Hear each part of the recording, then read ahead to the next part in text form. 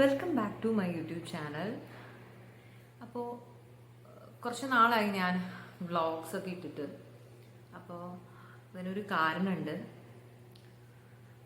ഞാൻ ഇരിക്കുന്നതിൻ്റെ പിന്നിലുള്ള ഈ ബാക്ക്ഗ്രൗണ്ട് കാണുമ്പോൾ ഒരു പക്ഷേ നിങ്ങൾക്ക് തോന്നാം ഞാൻ ഇനി വല്ല നഴ്സറി സ്കൂളിലാണോ ഇരിക്കുന്നത്, അതോ എൻ്റെ വീട്ടിൽ ഇനി എനിക്ക് വല്ല പ്ലേ സ്കൂൾ തുടങ്ങാനുള്ള വല്ല പ്ലാനും ഉണ്ടോ, അങ്ങനെയൊക്കെ.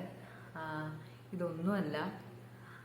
ആക്ച്വലി ഇതൊക്കെ ഇഷ്ടപ്പെടുന്ന ഒരാൾ ഞങ്ങളുടെ ലൈഫിലേക്ക് വരാൻ പോവാണ്.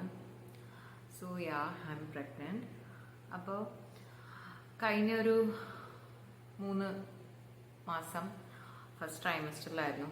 അപ്പോൾ അതിൻ്റേതായ കുറച്ച് ബുദ്ധിമുട്ടുകളും കാര്യങ്ങളൊക്കെ ഉള്ളതുകൊണ്ടാണ് എനിക്ക് പ്രോപ്പറായിട്ട് ഇടാൻ പറ്റാണ്ടിരുന്നത് വ്ളോഗ്. പിന്നെ നാട്ടിലായിരുന്നു ഞങ്ങൾ. അപ്പോൾ ജാനുവരി 20-നാണ് ഇങ്ങോട്ടെത്തിയത്. അപ്പോൾ ഇവിടെ വന്നു കഴിഞ്ഞപ്പോൾ ഇവിടെ ഭയങ്കര തണുപ്പാണ്. വിൻ്റർ അതിൻ്റെ ഒരു നല്ല പീക്ക് പോയിന്റിൽ എത്തി നിൽക്കുന്നൊരു സമയമാണ്. അപ്പോൾ വിൻ്റർ എനിക്ക് ഇത്തിരി ബുദ്ധിമുട്ടുള്ള ഒരു ക്ലൈമറ്റാണ്. സത്യത്തിൽ എനിക്ക് തീരെ ഇഷ്ടമില്ലാത്തൊരു ക്ലൈമറ്റ് എന്ന് വേണമെങ്കിൽ പറയാം. അപ്പം അതിൻ്റേതായ ബുദ്ധിമുട്ടുകളും ഒക്കെ ഉണ്ടായിരുന്നു. അപ്പം ഇനി വ്ളോഗ്സ് ഇടാൻ പറ്റുമോ, അങ്ങനെയൊക്കെ ആകെ കൺഫ്യൂഷനിലായിരുന്നു. ബട്ട് എനിവേ നമ്മളെപ്പോഴും റീസ്റ്റാർട്ട് ചെയ്യണമല്ലോ. അപ്പോൾ ഇന്ന് ഞാനൊരു ഡേ ഇൻ മൈ ലൈഫ് ചെയ്യാമെന്നാണ് വിചാരിക്കുന്നത്. Good morning. അപ്പോൾ എഴുന്നേറ്റ് കഴിഞ്ഞ് കഴിഞ്ഞാൽ ഞാൻ ഈ ഒരു സമയത്ത് പാലാണ് കുടിക്കാറ്. നിതിൻ ചേട്ടൻ കാപ്പിയാണ് കുടിക്കാറ്. അപ്പോൾ ഇത് ഒരു മാഗ്നറ്റിക് സ്റ്റെറിലുള്ള കോഫി മേക്കിംഗ് മെഷീനാണ്. അപ്പോൾ ഇതിൽ ആവശ്യത്തിന് പാലൊഴിച്ച് കാപ്പിപ്പൊടി നെസ്കഫേ ആണ് ഇവിടെ കിട്ടാറ്. അതും പഞ്ചസാരയും ഒക്കെ ഇട്ട് ഒരു 20 സെക്കൻഡാണ് അതിൻ്റെ സ്റ്റെറിങ് ടൈം. അറ്റ് ടൈം നമുക്ക് ചെയ്യാൻ പറ്റുന്നത്. ഇത് കഴിഞ്ഞ് കഴിഞ്ഞാൽ വീണ്ടും ഒരു തവണയും കൂടെ ഞാൻ 20 സെക്കൻഡ് കൊടുക്കാറുണ്ട്. അപ്പോൾ ഇതിനും കംപ്ലീറ്റ് കാപ്പിപ്പൊടിയും പഞ്ചസാരയും ഒക്കെ പാലായിട്ട് നന്നായിട്ട് മിക്സായിട്ടുണ്ടാവും. അപ്പോൾ നമുക്ക് പുറത്തു നിന്നൊക്കെ കിട്ടുന്ന ഒരു പ്രതീതി ഉണ്ടാവും.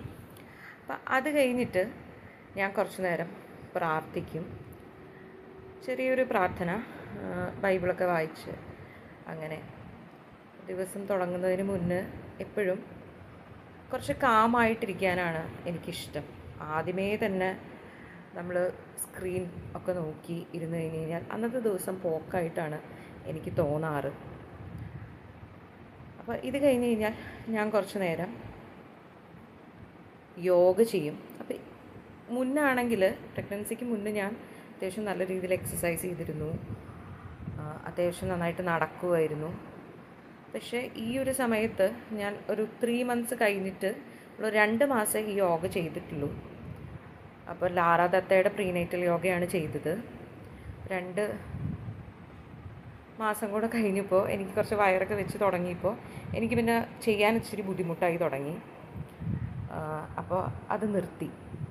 ഈ ഒരു ടൈമിൽ യോഗയ്ക്ക് ചെയ്യുന്നുണ്ടെങ്കിൽ നിങ്ങളുടെ ഗൈനക്കിനോടൊക്കെ പ്രത്യേകം ചോദിച്ച് വേണം ചെയ്യാൻ. അതുപോലെ നിങ്ങളുടെ കംഫോർട്ട് സോണും ഒക്കെ നോക്കിയിട്ട് വേണം ചെയ്യാൻ. നമ്മൾ യൂട്യൂബിലും ഇതിലൊക്കെ ആയിട്ട് പല സംഭവങ്ങൾ കാണുന്നുണ്ട്.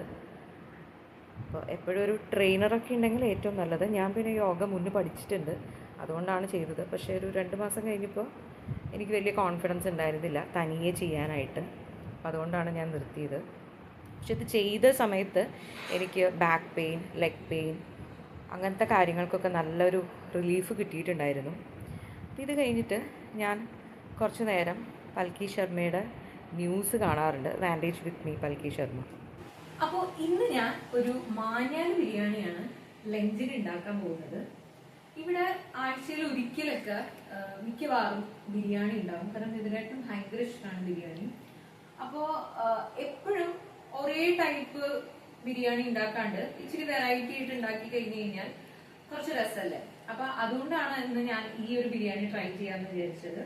ഇത് ഞാൻ കണ്ണൂർ കിച്ചണിൽ കണ്ടിട്ടാണ് ആദ്യമായിട്ട് ഉണ്ടാക്കുന്നത്. പിന്നെ ഇത് 2ാമത്തെ തവണയാണ്. കഴിഞ്ഞ കൊല്ലാന്ന് തോന്നുന്നു ഞാൻ ആദ്യമായിട്ട് മാഞ്ഞാലി ബിരിയാണി ഉണ്ടാക്കിയത്. അതെനിക്ക് ഇഷ്ടപ്പെട്ടായിരുന്നു. അപ്പൊ ഇതിന്റെ കൂട്ടത്തില് ചിക്കൻ ഉണ്ടാക്കുന്നുണ്ട്. ചിക്കൻ ഉണ്ടാക്കുന്ന രീതിയൊക്കെ കുറച്ച് വ്യത്യസ്തമാണ്. ഈ മാഞ്ഞാലി ബിരിയാണി കുറച്ച് കളറിലും ഇതിലൊക്കെ അപ്പിയറൻസിലൊക്കെ കുറച്ച് വ്യത്യാസമുണ്ട്. സാധാരണ ഞങ്ങള് ഗീ റൈസും ചിക്കൻ റോസ്റ്റോ അങ്ങനെയൊക്കെയാണ് കൂടുതലും ഉണ്ടാക്കാറ്. ബിരിയാണി ആയിട്ട് ഉണ്ടാക്കുന്നത് ഇച്ചിരി എപ്പോഴും ഉണ്ടാവാറില്ല, റയർ ആയിട്ടാണ് ഉണ്ടാകാറ്. ആദ്യം തന്നെ കുറച്ച് ജീരകശാല അരി ഞാൻ കുതിർക്കാൻ മാറ്റി വെച്ചിട്ടുണ്ട് അരമണിക്കൂർ. അപ്പോഴത്തേക്കും സള്ളാസ് ഉണ്ടാക്കാനുള്ള പരിപാടി നോക്കാം. അപ്പോൾ കുനുകുന അരിഞ്ഞ സബോള, പച്ചമുളക്, വേപ്പില, ആവശ്യത്തിന് ഉപ്പൊക്കെ ചേർത്ത് കൈകൊണ്ട് നന്നായിട്ട് സ്മാഷ് ചെയ്യുക. വെറുതെ സ്പൂൺ കൊണ്ട് ഇളക്കി കഴിഞ്ഞ് കഴിഞ്ഞാൽ ഉള്ളതിനേക്കാൾ ടേസ്റ്റ് ഇതിനുണ്ട്. രണ്ടും ട്രൈ ചെയ്തതിൻ്റെ ബേസിസിലാണ് ഞാനത് പറയുന്നത്. ഇനി അടുത്ത് നമ്മൾ കശുവണ്ടി, അണ്ടിപ്പരിപ്പ്, സബോള ഇതൊക്കെ മൂപ്പിക്കുക എന്നുള്ളതാണ്. അപ്പോൾ നമ്മൾ ഓയിലിലാണ് ഇത് ചെയ്യാറ്. അപ്പോൾ ഓയിലിൽ നമ്മൾ ആദ്യം സബോള ആവശ്യത്തിന് നല്ല മൊരിയിച്ചെടുക്കുക. പിന്നെ നമ്മൾ അണ്ടിപ്പരിപ്പ് ഇങ്ങനെ നടുവേ കീറിയിട്ട് ഇടുന്നതാണ് കുറച്ചും കൂടെ നല്ലത്. പിന്നെ ആവശ്യത്തിന് കിസ്മിസ് ഒക്കെ ചേർത്ത് നല്ല ഗോൾഡൻ കളറായിട്ട് വരുമ്പോൾ അതെടുക്കുക. അപ്പോൾ ഇതിൻ്റെ പരിപാടി കഴിഞ്ഞ് കഴിഞ്ഞാൽ നമ്മളടുത്തത് കോഴി റെഡിയാക്കുക എന്നുള്ളതാണ്. അപ്പോൾ അതിന് വേണ്ടിയിട്ട് നമ്മൾ കോഴി കഴുകി വൃത്തിയാക്കി എടുത്തു. പിന്നെ ആവശ്യത്തിന് മഞ്ഞൾപ്പൊടി, മുളക് പൊടി, ഉപ്പ് ഒക്കെ ചേർത്തിട്ട് പിന്നെ നാരങ്ങ നീരും ചേർത്ത് ഇത് നന്നായിട്ട് മാരിനേറ്റ് ചെയ്ത് കുറച്ച് നേരം വെക്കുക. അതൊക്കെ സമയം വേണ്ട പരിപാടികളാണ്. അപ്പോൾ മാരിനേറ്റ് ചെയ്ത് വെച്ച് നമ്മൾ ഉണ്ടാക്കി കഴിയുമ്പോൾ എന്തായാലും അതിനൊരു ടേസ്റ്റ് കൂടുതലാണ് കണ്ടിരിക്കുന്നത്. അപ്പോൾ അത് കഴിഞ്ഞ് കഴിഞ്ഞാൽ കോഴി ഞങ്ങൾ സൺഫ്ലവർ ഓയിലാണ് വറുത്തെടുക്കാറ്. അങ്ങനെ രണ്ട് ഭാഗവും ഭയങ്കര ഡീപ്പ് ഫ്രൈ ആവണ്ട, അത്യാവശ്യം ഫ്രൈ ആയി കഴിഞ്ഞ് കഴിഞ്ഞാൽ നമ്മൾ കുറച്ച് വെള്ളം ഒഴിച്ചിട്ട് തിളപ്പിച്ചിട്ട് അതിൽ നിന്ന് ആ ഒരു എസൻസ് എടുക്കാൻ വേണ്ടിയിട്ടാണ്. അപ്പോൾ നമ്മൾ വറുത്ത കോഴി നമുക്ക് കിട്ടിയ ആ എസൻസും ഇങ്ങനെ മാറ്റി വെച്ചു. ഇനി അടുത്തത് ഇത് വഴറ്റുക എന്നുള്ളതാണ്. അപ്പോൾ മാഞ്ഞാലി ബിരിയാണിയിൽ ഇതാണൊരു സ്പെഷ്യൽ. നമ്മൾ കോഴി വറുത്തിടും, പിന്നെ സബോള നമ്മൾ വഴറ്റുന്നു. അപ്പോൾ ഇഞ്ചി, പച്ചമുളക്, വെളുത്തുള്ളി ഞാൻ ചില സമയത്ത് ഇങ്ങനെ ക്രഷ് ചെയ്തിട്ടാണ് നമ്മുടെ മിക്സിയിൽ ക്രഷ് ചെയ്തിട്ടാണ് ഇടാറ്. അപ്പോൾ അടുക്കി പിടിക്കാതെ നോക്കണം എന്നുള്ളത് അതിലൊരു മെയിൻ കാര്യം. ഇതൊക്കെ നന്നായിട്ട് വഴലണം. അത് കഴിഞ്ഞ് നമ്മൾ പൊടികൾ ചേർക്കുകയാണ്. അപ്പോൾ നേരത്തെ ചേർക്കാത്ത പൊടികൾ, അതായത് മല്ലി മസാല, അതാണ് ഞാനിപ്പോൾ ചേർത്തിട്ടുള്ളൂ. കാരണം നിതിൻ ചേട്ടന് എരിവ് ഒരുപാട് ഇഷ്ടമുള്ള ഒരാളല്ല. അപ്പോൾ ഈ പൊടി നന്നായിട്ട് മൂത്ത് കഴിയുമ്പോൾ തക്കാളി ചെറുതാക്കി അരിഞ്ഞത് നമ്മൾ ചേർക്കുന്നു. തക്കാളി ഒരു മിനിറ്റൊക്കെ ഒന്ന് അടച്ച് വെച്ച് വേവിച്ചിട്ട് പിന്നെ ബാക്കി കാര്യങ്ങൾ നമുക്ക് നോക്കാം. ഉപ്പ് ആവശ്യത്തിന് ഇടാൻ മറക്കണ്ട. അപ്പോൾ നമ്മുടെ തക്കാളിക്ക് അത്യാവശ്യം വഴന്ന് വന്നിട്ടുണ്ട്. അപ്പോൾ ഇതിലേക്ക് ഇനി നേരത്തെ എടുത്തു വെച്ച ആ എസൻസ് ഒഴിക്കുക. അതൊന്ന് തിളച്ച് വരുമ്പോഴേക്കും നമുക്ക് വറുത്ത് വെച്ച കോഴിയും കൂടെ ചേർത്ത് കൊടുക്കാം. അപ്പോൾ കളറൊക്കെ വേണമെന്നുണ്ടെങ്കിൽ കാശ്മീരി ചില്ലി നമുക്ക് ചേർക്കാം കേട്ടോ, നമ്മുടെ മറ്റേ മുളക് പൊടി ഇത്തിരി കുറച്ചിട്ട്. അപ്പോൾ ഇത് അത്യാവശ്യം വറ്റി റോസ്റ്റ് പരിവാകുമ്പോൾ ഇനി നമുക്ക് ബിരിയാണിയുടെ കാര്യം നോക്കാം. അപ്പോൾ എണ്ണയിൽ കറുവപ്പട്ട, ബേ ലീഫ്, തക്കോലുണ്ടെങ്കിൽ അത്, ഏലക്ക ഒക്കെ ഇട്ട് മൂപ്പിച്ച് ഉപ്പൊക്കെ ഇട്ട് ആവശ്യത്തിന് വെള്ളം തിളപ്പിച്ചെടുക്കുക. ഞങ്ങൾ 1 ഗ്ലാസ് അരിക്ക് 1.5 വെള്ളം എന്നുള്ള രീതിയിലാണ് എടുക്കാറ്. അപ്പോൾ നേരത്തെ കുതിർക്കാൻ വെച്ച ജീരകശാല നമ്മളിതിലേക്ക് ഇട്ട് കൊടുത്തു. പിന്നെ അത് അടച്ചു വെച്ച് ലോ ഫ്ലെയിമിൽ വെച്ചിട്ടാണ് ഞങ്ങൾ അതിനെ കുക്ക് ചെയ്തെടുക്കാറ്. പിന്നെ ഈ മാഞ്ഞാലി ബിരിയാണിയുടെ ഏറ്റവും വലിയ പ്രത്യേകത എന്ന് പറയുന്നത് നമ്മൾ ആ വെന്ത് ആ ഒരു ലാസ്റ്റ് ആകുമ്പോൾ നമ്മൾ ഇച്ചിരി ഗ്രേറ്റഡ് ക്യാരറ്റ് ഇടും. അപ്പം അതിനൊരു യെല്ലോയിഷ് ഓറഞ്ച് ടിഞ്ച് കിട്ടും. പിന്നെ നമ്മൾ മൂപ്പിച്ച സബോള, അണ്ടിപ്പരിപ്പ്, കിസ്മിസ് ഒക്കെ ചേർത്ത് ഒന്ന് മിക്സ് ചെയ്യുക. പിന്നെ മല്ലിയില ഉണ്ടെങ്കിൽ മല്ലിയില ഇട്ട് കൊടുക്കാം. ഇതൊക്കെ ഓരോരുത്തരുടെ ഇഷ്ടം. ഇത്തരം സാധനങ്ങളൊക്കെ ഉണ്ടാക്കുമ്പോൾ അത്യാവശ്യം ഞാൻ നല്ല സമയം എടുക്കാറുണ്ട്. അപ്പോൾ നിതിൻ ചേട്ടന് അവിടെ ക്ഷമ കെട്ട് തുടങ്ങി. അപ്പോൾ ഇനി ലാസ്റ്റ് പരിപാടി സെർവ് ചെയ്യലാണ്. അപ്പം ഞാൻ ആ ഒരു ബൗളിൻ്റെയൊക്കെ ഒരു ഷേപ്പിൽ സംഭവം കിട്ടാൻ വേണ്ടിയിട്ട് ലഞ്ച് ബോക്സിലാണ് ഈ പരിപാടി ചെയ്യുന്നത്. അപ്പോൾ അത് ശരിയാവോ ഇല്ലയോ എന്നുള്ളത് ചെയ്ത് കഴിയുമ്പോഴേ അറിയുള്ളൂ. എന്തായാലും ഞാൻ ഭയങ്കര പ്രതീക്ഷയോടെയാണ് ഇത് ചെയ്യുന്നത്. പ്രതീക്ഷയ്ക്ക് വിപരീതമായിട്ട് സംഭവം ഫ്ലോപ്പായി. എന്തായാലും കണ്ടിട്ട് നിതിൻ ചേട്ടൻ പറഞ്ഞു ഇത് നല്ല ടേസ്റ്റി ആയിരിക്കുമെന്ന്. എനിക്കും തോന്നി കഴിഞ്ഞ തവണ ഞാൻ ഉണ്ടാക്കിയതിനേക്കാൾ സംഭവം സൂപ്പറായിട്ടുണ്ടെന്ന്. പിന്നെ എന്തായാലും ഞങ്ങൾ കഴിച്ചിട്ട് പറയാം.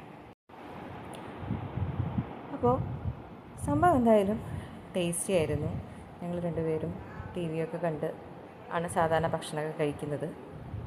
അപ്പോൾ ഇതൊക്കെ കഴിഞ്ഞിട്ട് ഞാൻ കുറച്ച് നേരം ബിരിയാണി കഴിച്ചാൽ ഉറക്കം വരുമല്ലോ, അപ്പോൾ ആ ഒരു ഉറക്കത്തിലോട്ട് പോകാണ്ടിരിക്കാൻ വേണ്ടിയിട്ട് കുറച്ച് ജേർണലിങ്ങും പരിപാടിയൊക്കെ ആയിട്ട് അങ്ങനെ പോയി. പിന്നെ അത് കഴിഞ്ഞ് കുറച്ച് നേരം ഞാൻ ഞങ്ങളുടെ ബെഡ്റൂമിലൊക്കെ പോയിരുന്ന് എൻ്റേതായൊരു ലോകത്ത് കുറച്ച് നേരം കൂടെ ചിലവഴിക്കും. അപ്പോൾ ഇതൊരു പോളറോയിഡ് ക്യാമറ നിതിൻ ചേട്ടൻ വാങ്ങിച്ചു തന്നതാണ് ഈ അടുത്ത്. ഇതൊരു കിഡ്സ് ക്യാമറയാണ്.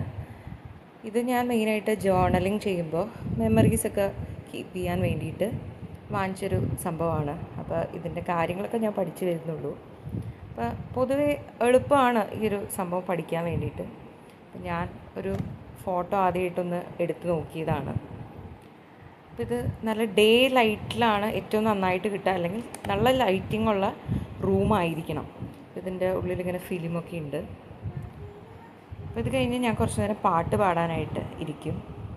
അപ്പം ഇതെന്നും ഇങ്ങനെയൊന്നുമല്ല, ഡാൻസ് ഉള്ളപ്പോൾ ഡാൻസ് ആയിരുന്നു ചെയ്തിരുന്നത്. പിന്നെ ഈ ഒരു സമയത്ത് ഡാൻസ് ചെയ്യാൻ പറ്റില്ല എന്നുള്ളതുകൊണ്ട് ഞാൻ പാട്ട് പാടും. അല്ലെങ്കിൽ എനിക്കിങ്ങനത്തെ കുറേ എന്തെങ്കിലുമൊക്കെ എക്സ്ട്രാ കരിക്കുലർ ആക്ടിവിറ്റീസിൽ ഇൻഡൽജ്ഡ് ആവുന്നൊരു സ്വഭാവമുണ്ട്. എന്തെങ്കിലും പടം വരയ്ക്കുകയോ അങ്ങനെയൊക്കെ. അപ്പോൾ ഈ വോളിൽ കാണുന്ന ഈ സ്റ്റിക്കർ ഞങ്ങൾ കഴിഞ്ഞ തവണ നാട്ടിൽ പോയപ്പോൾ വാങ്ങിച്ചിട്ട് വന്നതാണ്. അപ്പോൾ വീട്ടിൽ ആകെ കൂടെ ഒരു ഇൻറ്റീരിയർ ഒന്നും ഞങ്ങൾ ഭയങ്കരമായിട്ടൊന്നും ചെയ്തിട്ടില്ല. അപ്പോൾ ഒരു ലോൺലിനെസ് ഫീലിംഗ്. അപ്പോൾ ഈ ഒരു പടങ്ങളൊക്കെ വന്നപ്പോൾ ഭയങ്കര ലൈവ്ലി ആയിട്ട് എനിക്ക് തോന്നി. അപ്പോൾ അങ്ങനെ കുറച്ച് സമയമൊക്കെ പോയി കഴിഞ്ഞു. പിന്നെ വൈകുന്നേരം ഞാൻ ഇന്ന് തലയൊക്കെ കുളിക്കുന്ന ദിവസമാണ്. അപ്പോൾ കുറച്ച് കാര്യമായിട്ട് ഹെയർ കെയർ ഒക്കെ ചെയ്യാമെന്ന് വിചാരിച്ചു. അപ്പോൾ ഹെയർ കെയർ നാട്ടിലത്തെ പോലെയൊന്നും അങ്ങനെ ഞാനിവിടെ ചെയ്യാറില്ല. ഞങ്ങൾ രണ്ടുപേരും ഇപ്പോൾ തേക്കുന്ന ഒരു എണ്ണയുണ്ട്. അപ്പോൾ ആ ഒരു എണ്ണ ചൂടാക്കിയിട്ട്, ഇപ്പോൾ തണുപ്പ് കാലം ആയതുകൊണ്ട് വെളിച്ചെണ്ണയും ഈ എണ്ണയൊക്കെ അത്യാവശ്യം നല്ല കട്ടിയിലാണ് ഇരിക്കാറ്. അപ്പം അത് തലയോട്ടിയിലൊക്കെ നന്നായിട്ട് തേച്ച് പിടിപ്പിച്ച് മസാജ് ചെയ്യും. പിന്നെ മുടിയുടെ ലെങ്ത്തിലും അത്യാവശ്യം നല്ല രീതിയിൽ തേക്കും. അപ്പോൾ കേശാമൃതം എന്ന് പറഞ്ഞിട്ടുള്ളൊരു എണ്ണയാണ് ഞാൻ തേക്കുന്നത്. അപ്പം അങ്ങനെ അരമണിക്കൂറൊക്കെ കഴിഞ്ഞ് ഷാമ്പൂ കണ്ടീഷനൊക്കെ ഇട്ട് കുടിച്ച് കഴിഞ്ഞ് കഴിഞ്ഞാൽ പിന്നെ കുറച്ച് സ്കിൻ കെയർ ആണ്. അതും വലിയ കാര്യമായിട്ടൊന്നുമില്ല. നാട്ടിലാണെങ്കിൽ ഞാൻ എന്തെങ്കിലും ഫേസ് പാക്കോ അങ്ങനെയൊക്കെ ചെയ്യാറുണ്ട്. അപ്പോൾ ഇതൊന്നാമത് ഡ്രൈ ക്ലൈമറ്റ് ആയതുകൊണ്ട് ഞാൻ അങ്ങനത്തെ പരിപാടിക്കൊന്നും പോകാറില്ല. അപ്പോൾ നമ്മുടെ വൈറ്റമിൻ സി സിറം ഞാൻ കുറച്ച് അപ്ലൈ ചെയ്തതാണ്. ഈ ഒരു സ്റ്റിക്കറും നാട്ടിൽ നിന്ന് കൊണ്ടുവന്നതാണ്. പിന്നെ ഈ കണ്ണാടിയിൽ കാണുന്ന കരവിരുത് എൻ്റേതാണ്. കഴിഞ്ഞ കൊല്ലം എനിക്ക് ക്ലേ വർക്ക് ചെയ്യാൻ എനിക്ക് ഭയങ്കര ഇഷ്ടമായിരുന്നു. ക്ലേ മോഡലിങ്ങൊക്കെ പല സംഭവങ്ങളും ഞാൻ ട്രൈ ചെയ്തിട്ടുണ്ട്. ഇവിടെ ക്രിബൊന്നും നമുക്ക് രൂപങ്ങളൊന്നും കിട്ടാത്തത് കൊണ്ട് അങ്ങനെ ക്രിബിലെ രൂപങ്ങൾ ഉണ്ടാക്കാൻ വേണ്ടിയിട്ട് ക്രിസ്മസിന് അങ്ങനെ വാങ്ങിച്ചതാണ് ക്ലേ. അപ്പോൾ അത് കുറച്ച് ഇൻട്രസ്റ്റൊക്കെ കയറി ഞാൻ കുറച്ച് സാധനങ്ങളൊക്കെ ചെയ്തിരുന്നു. അപ്പോൾ അത് ഞാനിവിടെ സെറ്റ് ചെയ്തു എൻ്റെ മേക്കപ്പ് റൂമിൽ. പിന്നെ ലിപ് ബാമും ഞാൻ തേക്കാറുണ്ട്. ഇപ്പോൾ പല ലിപ് ബാമുകളൊക്കെ നോക്കിയിട്ട് ഇപ്പോൾ ലെബലോടെ ആണ് ഈ ഒരു ഡ്രൈ ക്ലൈമറ്റിൽ എൻ്റെ ലിപ്സിന് കുറച്ചെങ്കിലും ഇഫക്റ്റീവ് ആവുന്നത്. എന്നാലും കുറച്ച് കഴിയുമ്പോഴേക്കും വീണ്ടും ഡ്രൈ ആവും. ഇപ്പോൾ ഇവിടുത്തെ ക്ലൈമറ്റ് എന്ന് പറയുന്നത് കുറച്ച് ഹാർഷ് ക്ലൈമറ്റാണ്. പിന്നെ ഈ ഒരു പ്രഗ്നൻസി പീരീഡിലും എനിക്ക് തോന്നുന്നു അതിൻ്റെ ഭാഗമായിട്ടും കുറച്ചൊക്കെ ഉണ്ടാകാം. അപ്പോൾ അത് കഴിഞ്ഞിട്ട് മുടിയൊക്കെ ഒരു സെമി വെറ്റ് ആയിട്ടിരിക്കുമ്പോൾ ഞാൻ സ്കാൽപ്പ് ഡ്രൈ ആകാതിരിക്കാൻ വേണ്ടിയിട്ട് അലോവേര ജെല്ല് തേച്ച് കൊടുക്കാറുണ്ട്. അപ്പോൾ ഇത് നന്നായിട്ട് തലയോട്ടിൽ മസാജ് ചെയ്ത് കൊടുക്കണം. അപ്പോൾ ഇത് അബ്സോർബ് ചെയ്യുന്ന വരെ നമ്മൾ ചെറിയൊരു സർക്കുലർ മൂവ്മെൻറ്റിൽ കൈ വെച്ചിട്ട് ഒന്ന് മസാജ് ചെയ്ത് കൊടുക്കുക. അപ്പോൾ ഇതൊക്കെ കഴിഞ്ഞ് കഴിഞ്ഞാൽ ഞാൻ ഒരു ഹെയർ സിറം തേക്കും. ഇത് ഈ അടുത്ത് ദ ബ്യൂട്ടി സീക്രറ്റ്സിൻ്റെ ആർഗൻ ഓയിലുള്ള ഒരു ഹെയർ സിറം വാങ്ങിച്ചതാണ്. വലിയ കുഴപ്പമൊന്നും തോന്നിയില്ല. അപ്പോൾ അത് ഹെയർ ലെങ്ത്തിൽ തേക്കും. അപ്പോൾ ഈ ഒരു സമയത്ത് ഇങ്ങനെയൊക്കെ ചെയ്താലേ മുടി അത്യാവശ്യം നല്ല രീതിയിൽ നിൽക്കുള്ളൂ. അപ്പോൾ ഇത് കഴിഞ്ഞ് കഴിഞ്ഞാൽ ഞാൻ ബ്രഷ് വെച്ചിട്ട് മസാജ് ചെയ്യും. ഇത് ഈ അടുത്ത് വാങ്ങിച്ച ബ്രഷാണ്. അപ്പോൾ നമ്മൾ കൈകൊണ്ട് ഫുൾ തലയോട്ടി മസാജ് ചെയ്യാന്ന് പറയുമ്പോൾ ഇത്തിരി ആയാസമുള്ള പരിപാടിയാണ്. പിന്നെ കൈ കഴിക്കും. അപ്പോൾ ഈ ഒരു ബ്രഷ് ഉണ്ടെങ്കിൽ കുറച്ചും കൂടെ എളുപ്പമാണ്. പിന്നെ എപ്പോഴും നമ്മൾ മുടി മുന്നിലോട്ടിട്ട് ചീകി കഴിഞ്ഞ് കഴിഞ്ഞാൽ കുറച്ചും കൂടെ ബ്ലഡ് ഫ്ലോ കൂടും. അപ്പോൾ ഹെയർ ഗ്രോത്തിന് അത് നന്നായിട്ട് സഹായിക്കും. ഞാനിപ്പോൾ മുടി അത്യാവശ്യം ലെങ്ത്തിൽ വളർത്താനാണ് നോക്കുന്നത്. ഉള്ളൊന്നും കാര്യമായിട്ട് വെക്കുന്നില്ല. പക്ഷേ ഈ ഒരു പ്രഗ്നൻസി ടൈമിൽ ഹെയർ ഗ്രോത്ത് ഇത്തിരി കൂടുതൽ തോന്നിയിട്ടുണ്ട് എനിക്ക്. ഇപ്പോൾ ഒരു 9th മന്തൊക്കെ ആകുമ്പോൾ നല്ല നീളത്തിൽ വരുമല്ലോ. അപ്പോൾ അത് കാണാനാണ് കാത്തിരിക്കുന്നത്. അങ്ങനെ ഇതൊക്കെ കഴിഞ്ഞ് ഞങ്ങൾ ഡേ ലൈറ്റ് പോകുന്നതിന് മുന്നായിട്ട് ജുബൈൽ കോർണിഷിലേക്ക് പോയി. അപ്പോൾ ഞാൻ മുന്നും പറഞ്ഞിട്ടുണ്ട്, എനിക്ക് ഡേ ലൈറ്റിൽ കാണാനാണ് ഇഷ്ടം രാത്രിയേക്കാളെന്ന്. അപ്പോൾ പറ്റുന്ന സമയത്തൊക്കെ ഞങ്ങൾ അങ്ങനെ ഇറങ്ങാറുണ്ട്. അപ്പോൾ പ്രത്യേകിച്ച് തണുപ്പ് കാലമായതുകൊണ്ട് പറ്റിയ സമയമാണ്. ഞങ്ങൾ അവിടെ പോയി കഴിഞ്ഞ് കഴിഞ്ഞാൽ ഈ കടൽ ആസ്വദിക്കുക, അതിൻ്റെ നിറം ആസ്വദിക്കുക, കാറ്റ്, അതൊക്കെ തന്നെയാണ്. പിന്നെ സൺസെറ്റ് കാണാം. പിന്നെ ഈ ഒരു പച്ചപ്പ്, ഇതൊക്കെ തന്നെയാണ് മെയിൻ കാര്യങ്ങൾ. തണുപ്പ് അത്യാവശ്യം നന്നായിട്ടുണ്ടായിരുന്നു. അപ്പോൾ ഒരുപാട് നേരമൊന്നും ഞങ്ങൾക്ക് അവിടെ നിൽക്കാൻ പറ്റുന്നുണ്ടായിരുന്നില്ല, പ്രത്യേകിച്ച് എനിക്ക്. അപ്പോൾ കുറച്ച് റീൽസും ചെറിയ ലൈറ്റ് മൂമെൻറ്റ്സുള്ള ഡാൻസൊക്കെ എടുക്കണം എന്നൊക്കെ വിചാരിച്ചിട്ടാണ് വന്നത്. പക്ഷേ എന്തോ അതിനൊന്നും പറ്റുന്നുണ്ടായിരുന്നില്ല ഈ തണുപ്പ് കാരണം. അപ്പം അങ്ങനെ ലുലുവിൽ ഒരു ഷോപ്പിങ്ങിനായിട്ട് ഞങ്ങളിങ്ങനെ പൊയ്ക്കൊണ്ടിരിക്കുകയാണ്. അപ്പോൾ ഈ ഒരു സ്ട്രീറ്റ് ലൈറ്റ്സും എനിക്ക് ഭയങ്കര ഇഷ്ടമാണെന്ന് ഞാൻ മുന്നും പറഞ്ഞിട്ടുണ്ട്. ഈ പടത്തിലൊക്കെ വരച്ച് വെച്ചിരിക്കുന്ന പോലെ ഉള്ള സ്ട്രീറ്റ് ലൈറ്റ്സാണ്. അപ്പോൾ എപ്പോഴും ഞങ്ങൾ കാറിൽ പോകുമ്പോൾ എന്തെങ്കിലുമൊക്കെ ഒരു പാട്ട് FM വെച്ചിട്ടാണ് പോവാറ്. അപ്പോൾ കൂടുതലും ഹിന്ദി പാട്ടുകളോ അല്ലെങ്കിൽ ഇംഗ്ലീഷ് പാട്ടുകളോ ഒക്കെയാണ് കേൾക്കാറ്. ലുലുവിൽ ചെന്ന് കഴിഞ്ഞപ്പോൾ ചെറിയൊരു മധുരം കഴിക്കാനൊരു ക്രേവിങ്. അപ്പോൾ ഈ ഡോണറ്റും കോഫിയൊക്കെ വാങ്ങിച്ചു. പക്ഷേ അധികമൊന്നും ഞാൻ എടുത്തില്ല. അത്തേക്ക് എത്രയേ ഉള്ളൂ. അപ്പോൾ നിങ്ങളുടെ വിലയേറിയ സബ്സ്ക്രിപ്ഷനും വ്യൂസൊക്കെയാണ് ഇനിയും എന്നെ വീഡിയോസ് ഇടാൻ പ്രചോദിപ്പിക്കുന്നത്. അപ്പോൾ ഇനി കാണുന്നവരെ ബൈ ബൈ.